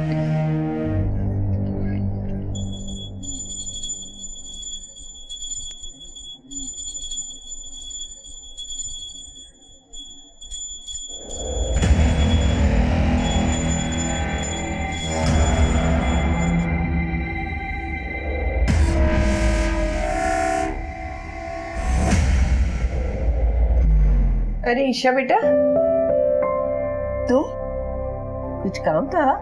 भैया से काम है। आओ आओ आओ ईशा बिटिया, वाह वाह वाह वाह। हाँ अच्छा ये बताओ मोहित भैया से क्या काम था? ये क्या मोहित भैया मुझे कुछ प्रिंट आउट निकाल के दे सकते हैं? क्यों नहीं निकाल के दे सकते? हम बोलेंगे तो जरूर निकाल के देंगे। मोहित बेटा आज ड्रेस का प्रिंट आउट निकाल दो, देखो क्या है। Thank you. चलो आओ, हम लोग यहाँ एक साथ बैठते हैं। उधर हम कहाँ बैठेंगे फिर? किसी की अब ये प्रिंट आउट्स और टिफिन मैंने बैग में रख दिया है, ठीक है? ध्यान से खा लेना और शैतानी नहीं। मम्मा आपने मेरे लिए ऑफिस जाना छोड़ा था ना, अब आप ऑफिस जाओ, मैं अपना ध्यान रख लूंगी। हाँ मेरे बच्चा, मुझे पता है आप अपना ख्याल रख लोगे, लेकिन अभी के लिए स्कूल जाओ। अरे वाह, आज ईशा बिटिया तो बहुत प्यारी लग रही है। भैया जी अभी स्कूल बस आने वाली है, आप जरा बैठा दीजिएगा ना। हाँ ठीक है, मैं बैठा दूंगा, जाइए आप। और ईशा स्कूल बस में शांति से बैठना, शैतानी मत करना, ओके बेटा? बाय बच्चा।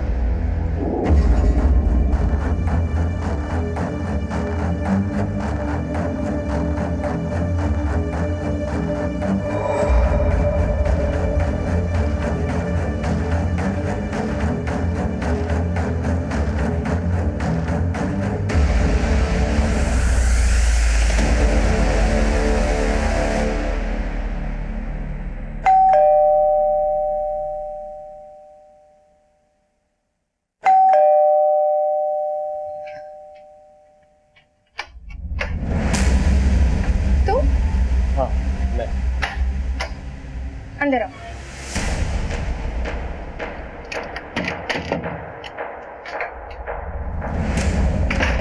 बैठो सागर, मैं तुम्हारे लिए ठंडा लेकर आती हूँ।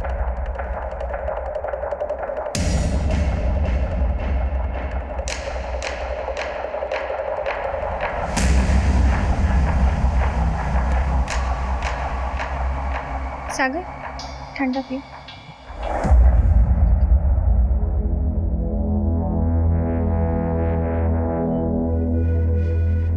क्या हुआ? आज फिर कुछ काजू नहीं हो गई क्या?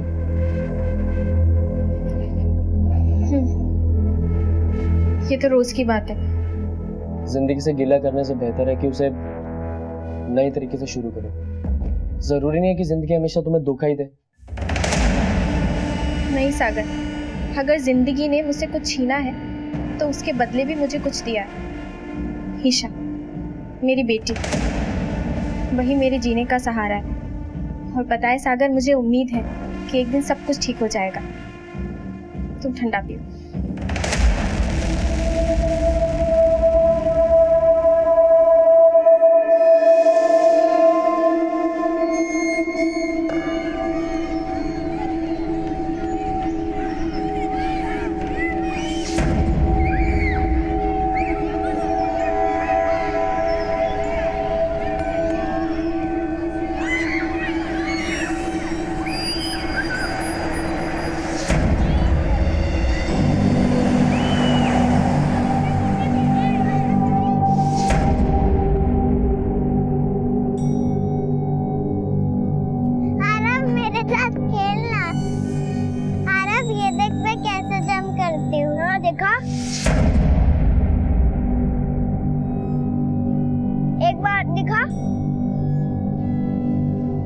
अरे अरे अरे ईशा बेटा, इतनी जोर से जंप करोगी तो चोट लग जाएगी। इतनी देर से खेल रही हो। मम्मी पापा कहाँ है?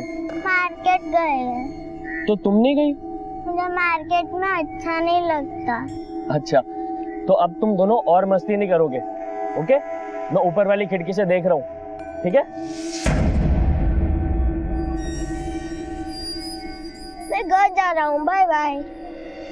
अरे हम कुछ और खेलते हैं ना, मेरी भूख लगी है। चलो मेरे साथ बैठते। नहीं, मैं अपनी मम्मी पापा के साथ ही जाऊंगी। तू ये ले, अब खेल और बाय बाय।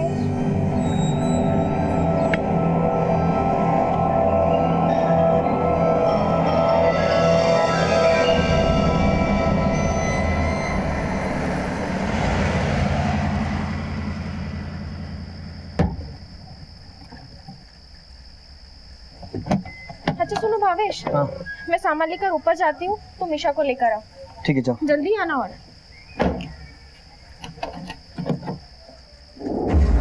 ईशा, ईशा, हाँ हाँ माँ, जस्ट अभी पहुँचे ही हैं, लिफ्ट में ही हूँ। ईशा बेटा, देखो पापा मम्मी आ गए। हाँ माँ, बाकी सब ठीक, बस बहुत थक गई आज। ईशा, ईशा बेटा, अल्पा, अल्पा, माँ मैं बाद में बात करती हूँ। जय श्री कृष्ण। अल्पा, ईशा घर पे आई क्या? नहीं तो, मैं अभी तो अंदर आई। मैंने गार्डन में बाहर देखा, कहीं भी नहीं दिख रही वो। नहीं दिख रही मतलब? अरे नहीं दिख रही मतलब कहीं नहीं दिख रही। अच्छा ठीक है, तुम आरव के यहाँ जाओ, मैं गुप्ता जी के यहाँ देख कर आती हूँ। जाओ।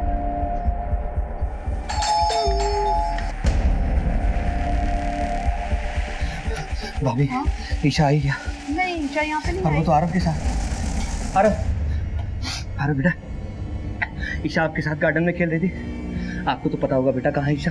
नहीं अंकल, मैंने उसे बोला था, लेकिन वो गार्डन में आपका वेट करती थी। हाँ, मैंने देखा था ईशा को यहीं गार्डन में, वो कदम काका के बेटे आरव के साथ खेल रही थी। इनफैक्ट मैंने उन दोनों से बात भी की है। कितने बजे सागर? यही कोई 7:30 बजे। भावेश, कुछ पता चला ईशा का? नहीं अल्पा, मैंने पूरी बिल्डिंग में सब जाके देखा, ईशा कहीं भी नहीं मिल रही। कहीं नहीं मिली मतलब? कहाँ गई होगी मेरी बच्ची? भावेश, मुझे बहुत डर लग रहा है। भावेश भाई, आपने सिक्योरिटी गार्ड से पूछा? अरे वो संतोष भी पता नहीं कहाँ जाके मर गया। अरे क्या हुआ भाई, इतनी रात को इतने लोग जमा यहाँ पे? डैडी, वो ईशा का कुछ पता नहीं लग रहा है। कुछ पता नहीं लग रहा मतलब? अरे छोटी सी बच्ची है, यही कहीं होगी, कहीं खेल रही होगी। देखो जरा ध्यान से। सब जगह देखा, पूरी बिल्डिंग देखी, गार्डन देखा, कहीं नहीं मिल रही। क्या कर गए थे तुम? साहब मोटर चालू करने गया था। ईशा कहाँ है? ईशा भी तो गार्डन में खेल रही थी। मैंने बाद में नहीं देखा तो मुझे लगा घर चली गई होगी। भावेश, मेरा मन बहुत घबरा रहा है। कहाँ गई होगी मेरी बच्ची? देखो अल्पा, घबराओ नहीं। भावेश, ज्यादा वक्त गुजरा नहीं है, एक काम करो, पुलिस को फोन कर। पुलिस को फोन लगाओ जल्दी।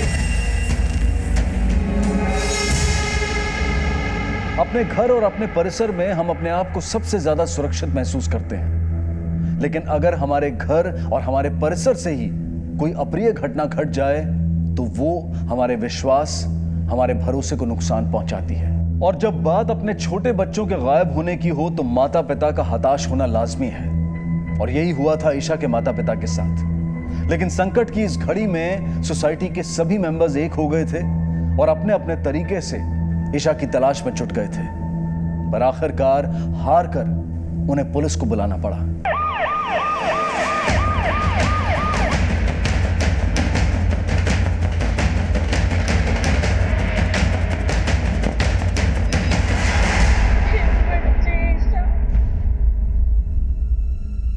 कहाँ गई होगी मेरी बच्ची?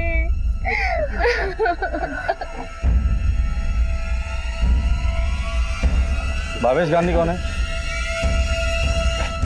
सर, मेरा नाम भावेश गांधी सर। मैंने ही आपको कॉल किया था सर। ये मेरी पत्नी है अल्पा। बेटी कब से गायब है और कहाँ से गायब है? सर यही सोसाइटी के गार्डन से। सर आज संडे है और हर हफ्ते की तरह हम लोग संडे को मार्केट जाते हैं। आज भी बस मार्केट के लिए निकले थे।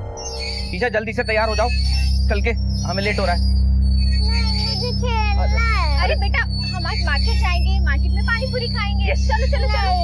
पापा मम्मी को कहो ना। प्लीज बेटा जिद नहीं करते, चल चल। मुझे अच्छा, सुनो। खेलना है।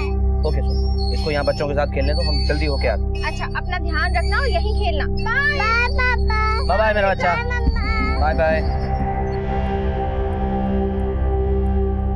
संतोष भैया, हम लोग मार्केट जा रहे हैं और ईशा ना बाहर गार्डन में खेल रही है। आप प्लीज जरा ध्यान रखिएगा, हम जल्दी आते हैं। ठीक है, मैं हूँ यहाँ पर। जी ठीक है। ठीक, देखना संतोष। हाँ ठीक ठीक ठीक है। अब 10 देर मत लगाना, 10 मिनट में निकलना वहाँ। ठीक है बाबा। आप अक्सर उसे अकेला छोड़कर जाते? हाँ सर, मेरा मतलब है सर, हम इस सोसाइटी में 12-15 साल से रह रहे हैं। सभी लोग हमें अच्छी तरह जानते हैं। हमें कहीं बाहर जाना होता तो हम ईशा को पड़ोस में छोड़ के जाते हैं, यहाँ गार्डन में बच्चों के साथ खेलने के लिए। और ये पहली बार नहीं हुआ, हम ऐसा कई बार करते हैं। सर, ईशा यही गार्डन में इधर उधर खेलती रहती थी या फिर किसी के घर होती थी, लेकिन आज सर वो कहीं पर भी नहीं है। आपने सोसाइटी में हर एक से पूछताछ की?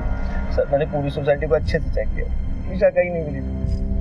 सर पता नहीं मेरी बच्ची कहाँ गई होगी। सर प्लीज ढूंढिए उसे सर, देखिए, प्लीज। आप अपने आप को संभालिए, हम कोशिश कर रहे हैं। तो सिक्योरिटी गार्ड है? हाँ साहब। ड्यूटी पर थे उस वक्त? हाँ साहब। बच्ची को देखा था? हाँ, ईशा गार्डन में खेल रही थी। मैं बस कुछ देर के लिए मोटर चालू करने गया था, उसके बाद नहीं देखा साहब। ये सीसीटीवी चल रहे हैं या शो पीस है? नहीं सर, सारे कैमरास वर्किंग हैं। हमारे मैंने बैकअप लेके हार्ड ड्राइव अपडेट कर देते हैं। आप चाहो तो सोसाइटी ऑफिशियल के फुटेज चेक कर सकते हैं। चेक करेंगे। देखिए मिस्टर भावेश, अगर आपकी बच्ची को किडनैप किया है तो आपको फिरौती के लिए कॉल जरूर आएगा, और अगर ऐसा कोई भी कॉल आता है तो सबसे पहले आप हमें कांटेक्ट करेंगे, समझे?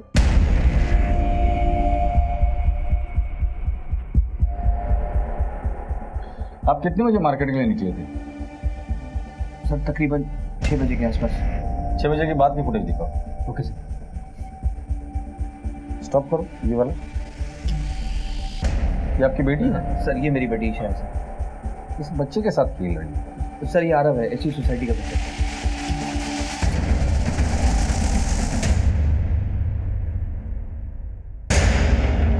ये कौन है अभी जिससे वो बात कर रही है?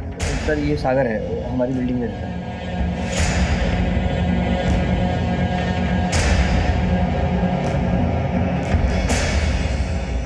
7:35 को ईशा वहां से चली गई। 7:40 को तुम्हारा वॉचमैन उसके पीछे चला गया।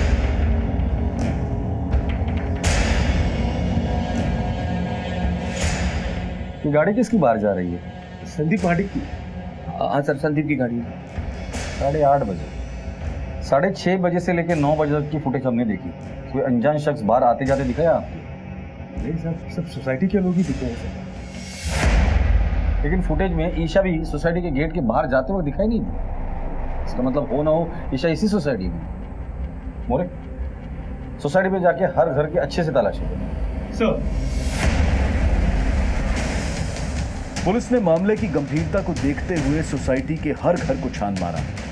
चप्पा चप्पा तलाश किया गया, लेकिन ईशा का कुछ पता नहीं चला। तुम्हें क्या लगता है कि कोई इनकी फैमिली के साथ? सोसाइटी के सभी प्रेमिसेस को चाहिए, बच्चे कहीं नहीं मिले। अब एक ही पॉसिबिलिटी बचती है, वो गाड़ी। सर, इसे कुछ बताना है आपको। बोल। सर, भावेश भैया का संदीप महादिक करके एक आदमी है, उसके साथ आए दिन झगड़ा होते रहता है उनका। आज सुबह भी सोसाइटी कमेटी में बहुत जोरदार लड़ाई हुई उनके। संदीप भाई खोटी बात है, आपके एसी का पानी मेरी गाड़ी पे गिर रहा है, रोज पतरा खराब हो रहा है, कौन भरपाई करके देगा उसकी? कौन भरपाई का मतलब? क्या मतलब? तुम्हारा एसी पानी गिर रहा है, कौन भरपाई करेगा? आप एक काम कीजिए मिस्टर गांधी, आप अपनी कार कहीं और पार्क कीजिए। ये कौन सा तरीका? अरे क्या बात कर रहे हो? एक बात सुन, सोसाइटी का जो प्रीमाइसेस है ना, सबकी कॉमन प्रॉपर्टी है, आपकी ओनरशिप नहीं है, समझ में आएगा नहीं? तो ठीक है, हम लीगल पेपर के साथ बात करेंगे, कोर्ट में बात करेंगे, समझा? कोर्ट की धमकी किसको देता है? मेरी बात नहीं। फ्लैट नंबर क्या है उसका? सर 802। संदीप का है? वो तो बाहर गए हैं, कहाँ? पुणे। क्यों? किसी काम से। अभी थोड़ी देर पहले तक तो यहीं पर थे।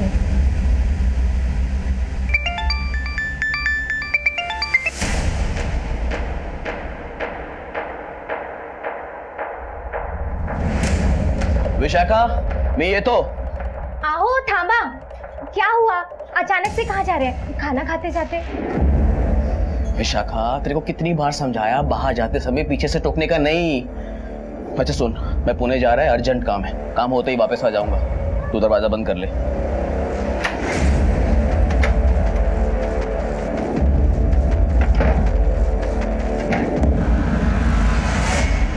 पूना में किसके यहाँ गए? मुझे नहीं मालूम सर, उनके बिजनेस का मुझे कुछ भी नहीं पता है। घर से निकलने के बाद उन्होंने कॉल किया था तुम्हें? नहीं। नंबर दो उनका। हाँ जी, 9800।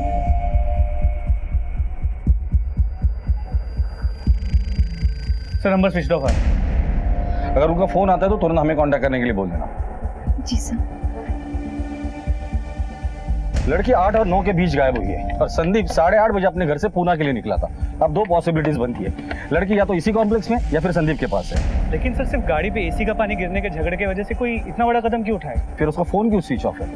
उसका पूना के लिए निकलना और फोन स्विच ऑफ होना ये कोइंसिडेंस नहीं हो सकता। सर जिस तरह की फेंसिंग है, यहाँ से बच्ची को उठाकर बाहर ले जाना मुश्किल है। घर की तलाशी कहाँ तक पहुंची? बस सर 2-3 घर ही बचे। ठीक है मोरे, सिक्योरिटी गार्ड से अकेले में बात करो, हो सकता है कि संदीप के अलावा भी कोई एंगल हो इस केस में। सर साहब, मैं अपने माँ बापू की कसम खा के कहता हूँ साहब, मैं उस बच्ची के बारे में कुछ भी नहीं जानता हूँ। देख संतोष, एक बच्चे किडनैप, वो भी जब तू ड्यूटी पर। पहले बच्ची विंग में जाती है और उसके पीछे तू जाता है और फिर बच्ची किडनैप हो जाती है। ऐसी हालत में तुझ पे शक कैसे ना करे? बता कहाँ गया था? साहब गरीब आदमी हूँ साहब, मैं ऐसा क्यों करूँगा? तुम्हें उनके परिवार के बारे में कुछ ऐसी चीज़ नोटिस की है जो तुम्हें अजीब लगी हो? साहब वो सागर साहब अल्पा मैडम के आगे पीछे घूमते रहते हैं, हमेशा घूरते रहते हैं और ईशा बिटिया से कभी कभी आते आते बात भी करते हैं।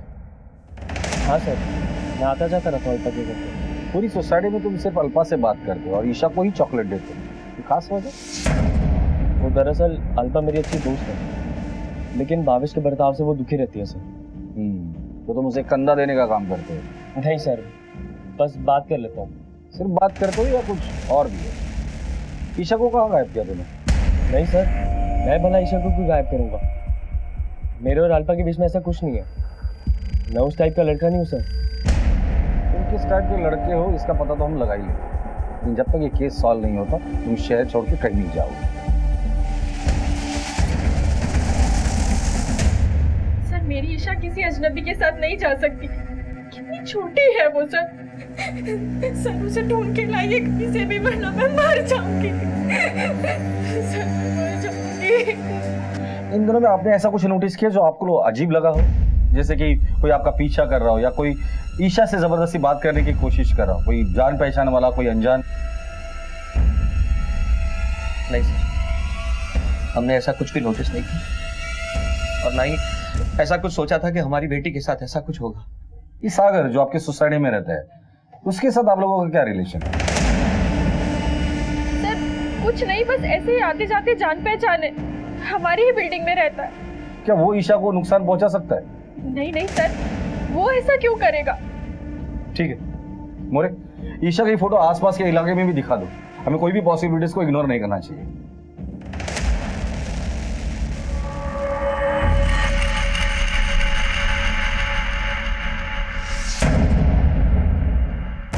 सीसीटीवी फुटेज में ईशा सोसाइटी से बाहर जाते हुए नहीं दिखाई दे रही, लेकिन फिर भी पुलिस टीम हर मुमकिन संभावना की जांच कर रही थी। पड़ोसी, रिश्तेदार, सबकी कड़ी छानबीन की जा रही थी, लेकिन ईशा के बारे में कोई सुराग हाथ नहीं आया था और हर गुजरते पल के साथ ईशा की जिंदगी खतरे में होने का डर बढ़ता जा रहा था।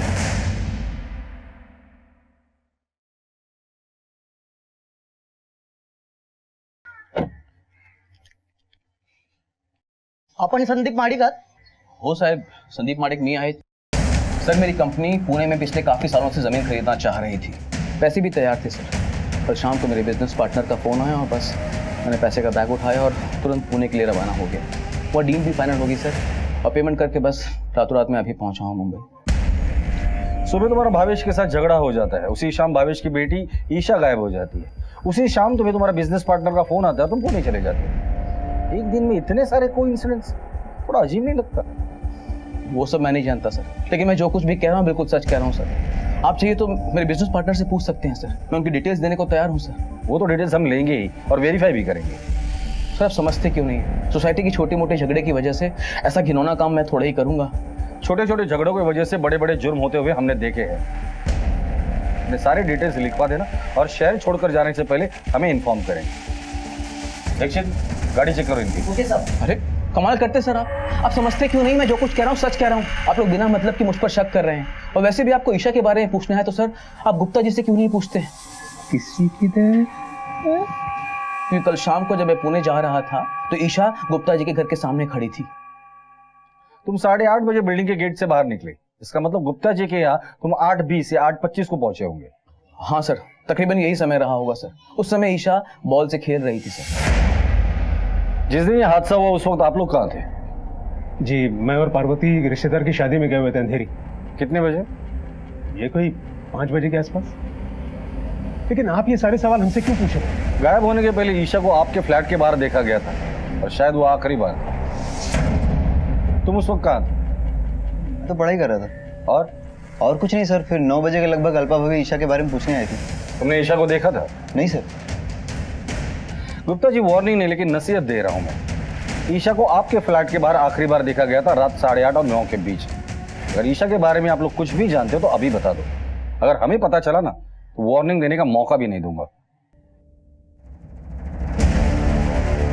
7 साल की ईशा गांधी को लापता हुए पूरा एक दिन बीत चुका था, लेकिन उसके बारे में कोई भी पुख्ता जानकारी अब तक पुलिस के हाथ नहीं लगी थी और ना ही उसके माता पिता को फिरौती के लिए अब तक कोई कॉल आया था। पुलिस के लिए जैसे केस एक पहेली बन गया था। उनके तहकीकात के तरीके पर भी सवालिया निशान लगाए जा रहे थे और इस तनावपूर्ण माहौल में एक ऐसी खबर आई जिसने इस केस को बेहद खतरनाक मोड़ दे दिया।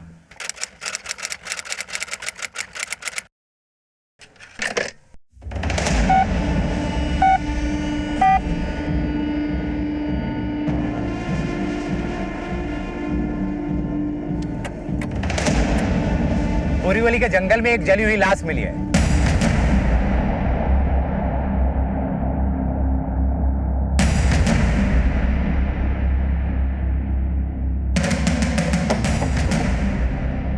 फोन कॉल के हिसाब से लोकेशन तो यही होनी चाहिए। आसपास देखो कोई लाश मिल जाएगी।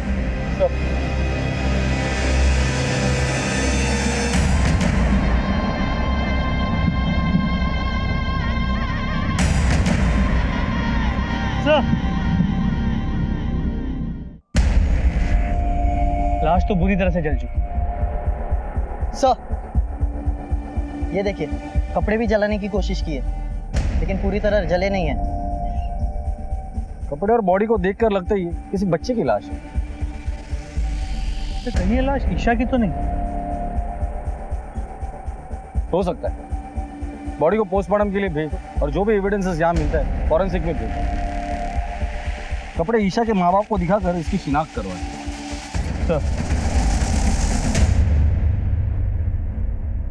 क्या जिस माहौल में हम रह रहे हैं वहां हमारे बच्चे सुरक्षित हैं? क्या जिस व्यस्त जीवन शैली को हम व्यतीत कर रहे हैं उसमें हम अपने बच्चों की सुरक्षा का पूरा ख्याल रख पा रहे हैं? आज के दौर में जहां पति पत्नी दोनों काम करते हैं तो बच्चे या तो बेबी सिटिंग सेंटर्स में होते हैं, मेड्स के पास होते हैं या फिर पड़ोसियों के पास।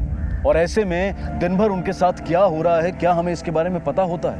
एनसीआरबी यानी कि नेशनल क्राइम रिकॉर्ड ब्यूरो की एक रिसर्च के अनुसार बच्चों के अगेंस्ट क्राइम की संख्या पिछले कुछ सालों में हमारे देश में 300% बढ़ी है और ये आंकड़े काफी खतरनाक और चिंताजनक हैं। बोरीवली के जंगल में हमें एक बच्चे की जली हुई लाश मिली है और उसके बाजू में ये जले हुए कपड़े हैं। क्या ये ईशा के हैं?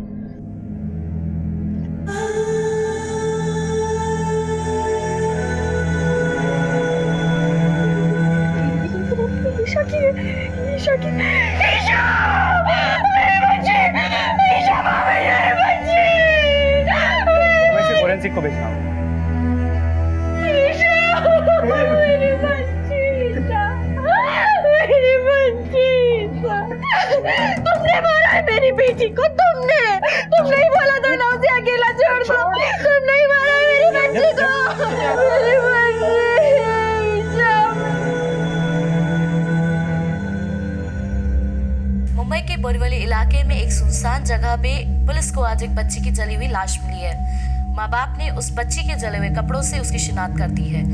सर, मीडिया इस केस को थोड़ा ज्यादा ही उछाल रही है। देख रहा हूँ मैं। ये लोग तो हमारी मजबूरी समझते ही नहीं है। इन्हें लगता है कि पुलिस के पास एक जादू की छड़ी है जो घुमा देंगे तो केस सॉल्व हो जाएगा। सर, ये पोस्टमार्टम रिपोर्ट आ गई है। सर, रिपोर्ट के मुताबिक बच्चे की उम्र करीब 5 से 7 साल की है और उसकी मौत दम घुटने की वजह से हुई, जिसके बाद बॉडी को जलाया गया, लेकिन अभी कुछ ठोस कहा नहीं जा सकता। बॉडी को पूरी तरह से जला दिया, रिपोर्ट आने में वक्त तो लगेगा। सर, इसके अलावा बॉडी के पास जो आधे जले हुए कपड़े मिले उसमें सीमन के ट्रेसेस हुए।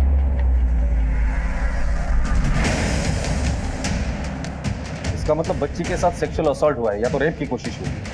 सैंपल्स को डीएनए टेस्टिंग के लिए लैब में भेजा गया, रिपोर्ट आने में वक्त लगेगा। सर, आपके ऑर्डर के मुताबिक हमने सोसाइटी के अगले 2 दिनों की फुटेज ऑब्जर्व की है, ज्याच्यात एक गोष्ट शक वाढवत आहे.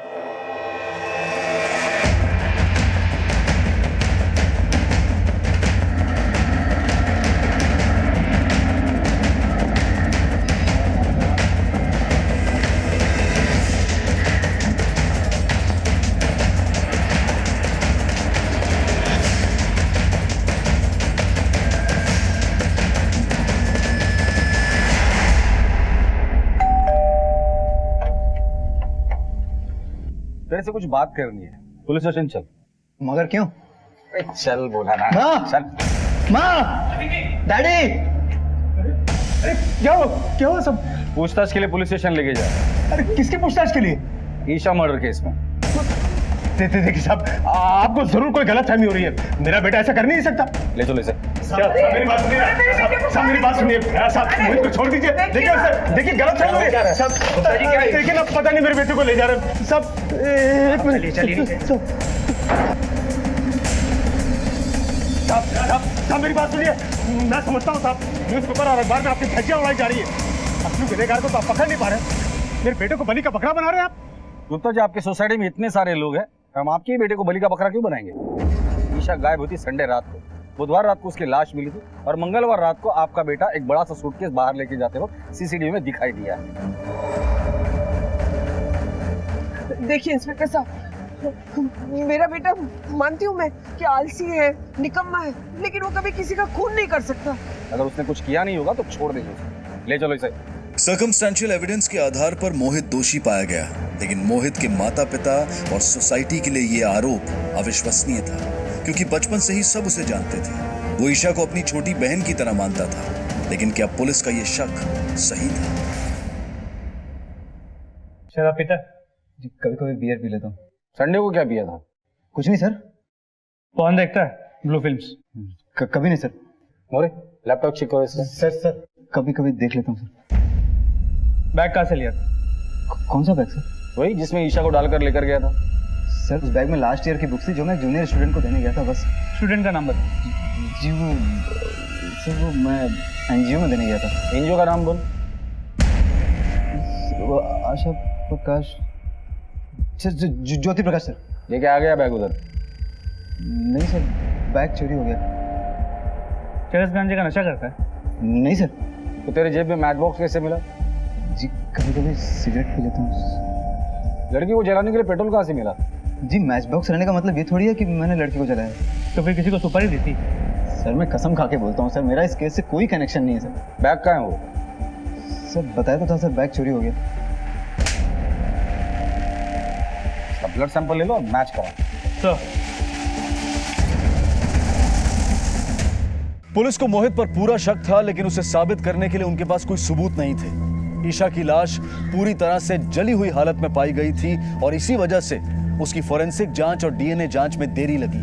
और यही कारण था कि मोहित को अरेस्ट करने के बाद 90 दिनों तक पुलिस चार्जशीट फाइल नहीं कर पाई. मोहित के पिता शिवलाल गुप्ता की अदालत में की गई अपील मंजूर हो गई और मोहित को जमानत मिल गई.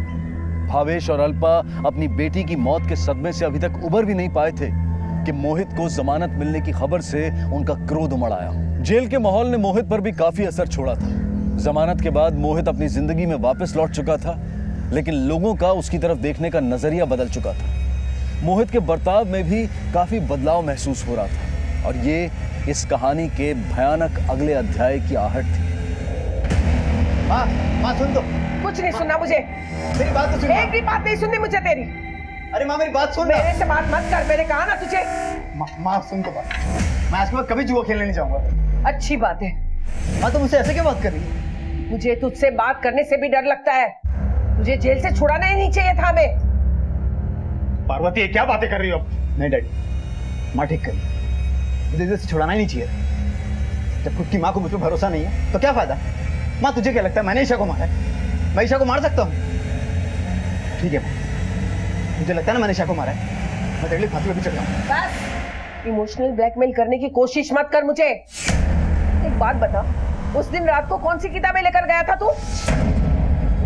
तू पुलिस को चकमा दे सकता है, मुझे नहीं. ये ये बीती बातें लेकर बातें करनी क्या फायदा तुम्हें? क्या बीती बातें, क्या बीती बातें? हाँ, जब देखो तभी बेटे का साइड लेते रहते हो। अरे बड़ी मुश्किल से अभी तो पुलिस ने छुड़ा के लाया हूँ उसे। बस आपकी वजह से ये बिगड़ता है, जब देखो तब बस बेटा बेटा बेटा, और कुछ खराब हो जाए तो उसके बाद माँ के ऊपर जाता है सब कुछ। दिन भर तुम्हारे पास ही रहता है ना। देखा, आ गए ना अपनी औकात पे। औकात मैं ही बुरी बन गई आपके सामने।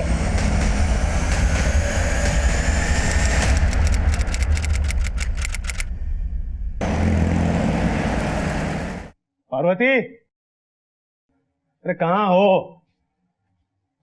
पर कबर से करीब 5 से 6 हजार रुपए भी गायब है। मतलब मर्डर का मोटिव पैसा है। इनका बेटा मोहित कहाँ है?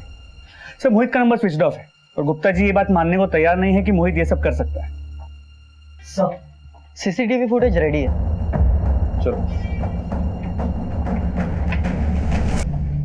सर ये देखिए,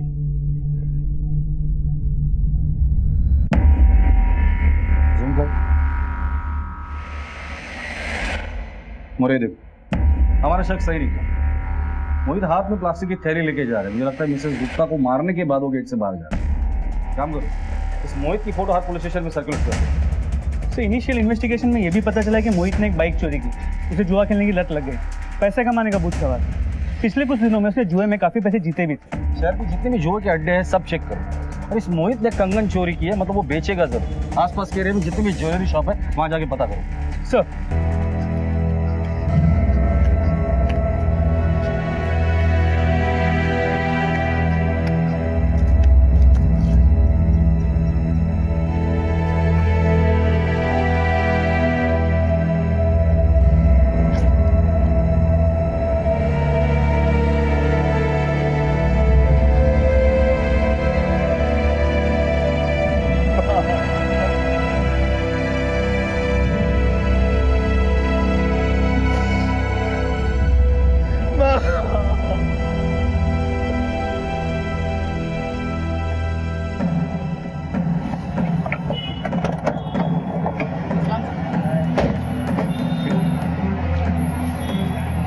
सुना है तुमने एक लड़के से चोरी की ज्वेलरी खरीदी है।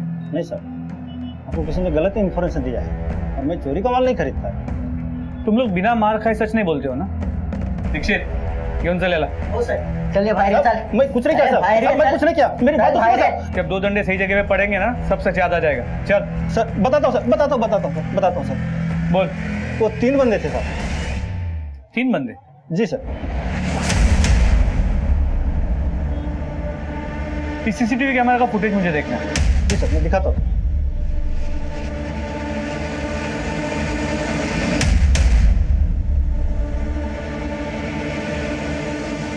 एक मिनट पॉज करो।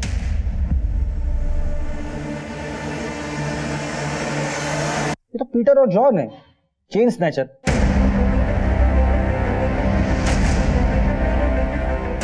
मोहित का इन चेन स्नैचर से क्या कनेक्शन हो सकता है? ये पीटर और जॉन पिछले महीने तक जेल में थे, शायद इनकी मुलाकात वहीं पर हुई है। मोहित मुजरिम है, वो फरार हो सकता है, लेकिन ये पीटर और जॉन है। एक काम करो, पीटर और जॉन के अड्डा का पता करो और इनके पीछे इन्फॉर्मर लगा दो। कल शाम तक ये दोनों मुझे मेरी कस्टडी में चाहिए। ओ सर। पुलिस को अब यकीन हो चुका था कि मोहित ने ही पहले ईशा और फिर अपनी मां का कत्ल किया है और अब वो शहर छोड़कर भागने की फिराक में है। पीटर और जॉन दोनों नामी गुनहगार थे और पुलिस को उनके बारे में जानकारी जुटाने में ज्यादा वक्त नहीं लगा।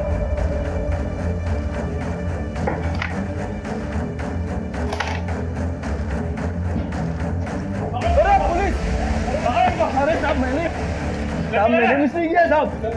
देखो, हम मत मारो साहब, मत मारो साहब, बताता हूँ साहब, मत मारो साहब, मत मारो, बताता हूँ साहब, मत मारो साहब, बताता हूँ साहब, मत मारो साहब, पुणे जाने वाला है साहब। वो पुणे जाने से पहले वो बैंगलोर जाने वाला है और बैंगलोर जाने के बाद वो पुणे जाएगा, लेकिन उससे पहले क्या?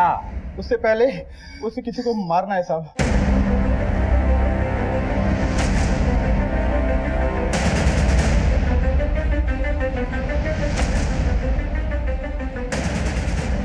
सोसाइटी में सबको अलर्ट कर दो और एक कांस्टेबल सिविल ड्रेस में 24 घंटे वहां लगा दो।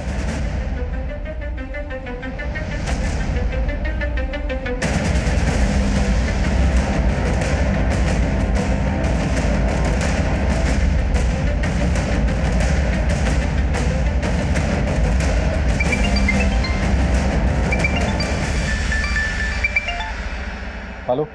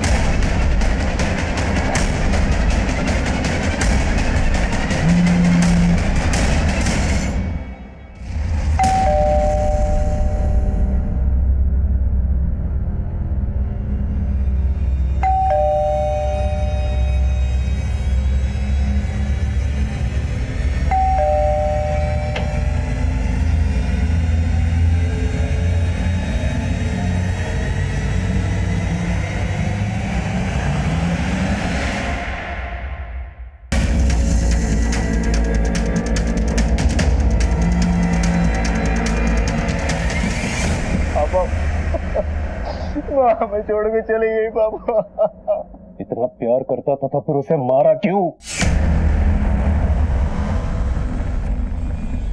मैं अपनी माँ को कैसे मार सकता हूँ? मैं घर छोड़कर भागा क्यों? फूल भी यहाँ पर छोड़कर गया। माँ पर तुझे तरस भी नहीं आया? उस बच्ची को मारते हुए तुझे शर्म नहीं आई? सच कहती थी तेरी माँ। मेरे लाड़ प्यार ने सब बिगाड़ दिया। अगर आज उसकी बात सुनता ना, वो जिंदा होती और तू घर के बाहर।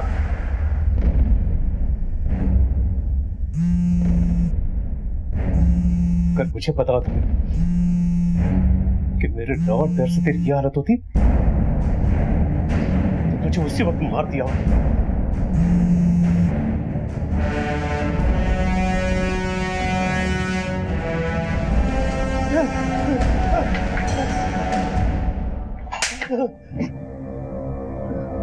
क्यों मारा?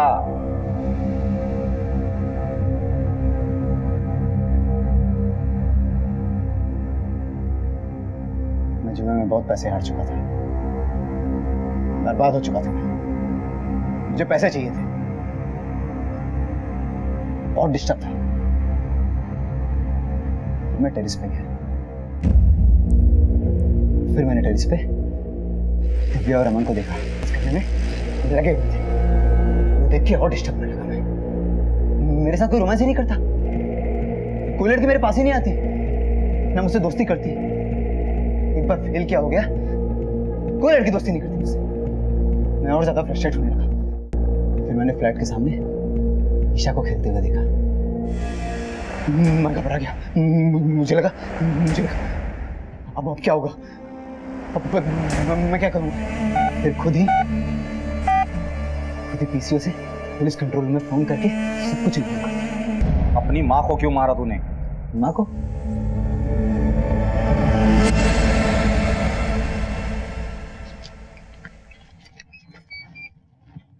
आप ऐसे चाहिए?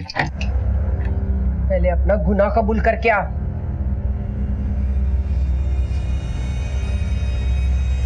कौन सा गुनाह? कैसा गुनाह? हर बात पे ईशा ईशा ईशा।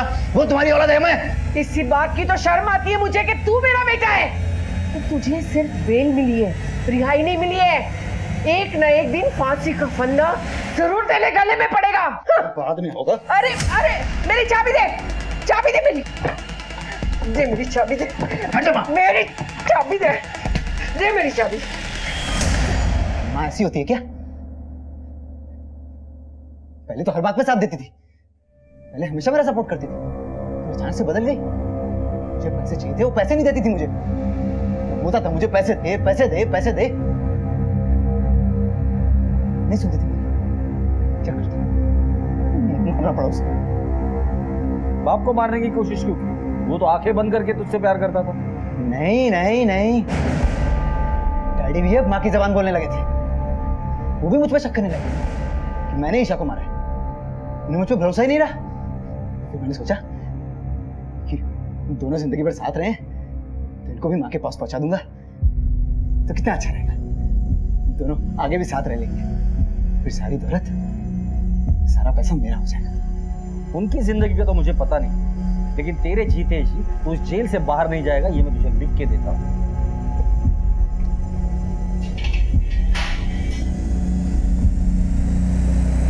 अदालत ने मोहित को ईशा गांधी को अगवा करने, उसे सेक्सुअली मोलेस्ट करने और कत्ल करने के इल्जाम में कुल मिलाकर 46 साल की सजा सुनाई है। मोहित पर अपनी मां के कत्ल करने का मुकदमा अब भी कोर्ट में चल रहा है। शायद किसी ने भी नहीं सोचा था कि मैकेनिकल इंजीनियर के सुनहरे सपने वाला मोहित हमेशा के लिए जेल की सलाखों के पीछे लुप्त हो जाएगा। अपने बच्चों की गतिविधियों पर नजर रखें, उन्हें सही और गलत के बीच का अंतर बताएं, उनसे खुलकर बात करें। इस बात का ध्यान रखें कि लाड प्यार और लापरवाही से की गई अनदेखी कहीं उनकी बर्बादी की वजह न बन जाए। इसी विचार के साथ अब मैं अनूप सोनी आपसे विदा लेता हूं। फिर मुलाकात होगी अगले एपिसोड में एक और चौंका देने वाले केस के साथ। तब तक अपना और अपने परिवार का ख्याल रखें और देखते रहें क्राइम पेट्रोल सिटी क्राइम्स। सबक एक को सीख हम सबको। जय हिंद। क्राइम पेट्रोल के ऐसे ही मजेदार एपिसोड्स देखने के लिए हमारे चैनल को सब्सक्राइब करें